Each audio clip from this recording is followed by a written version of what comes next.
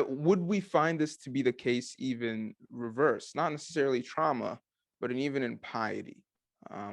If our ancestors were good people, will that lead to us being good people, or a higher chance of us being good people? And as I mentioned to you, many parts in the Quran indicate um, so, some reasoning behind Prophet Abraham, peace be upon him, for example, being a pious man, and thus a lineage of pious people coming behind him.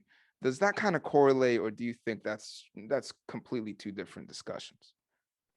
Yeah, I wouldn't go that route of taking those examples of piety transferred across generations from a biological perspective. To me, that's all about, mostly it's about behavior and what you're exposed to. So that's what gives that window of opportunity that anybody can become pious. It's about what you're exposed to and how you deal with what you're exposed to and what decisions you take. And that this is something that can be learned and unlearned all the time. So it's very flexible, and nothing is set in stone. And I think that's the beauty. I mean, that there's a whole possibility of what you can do. So if you're looking at the Quran in those examples, to me, that's showcasing that you are responsible for your actions, and that you always have the opportunity to take a different decision and be that good person that follows the values and the morals that you should.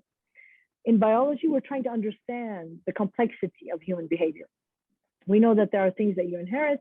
We know that things are affected by the environment around you. And we also know that you can take control and make a decision at the same time.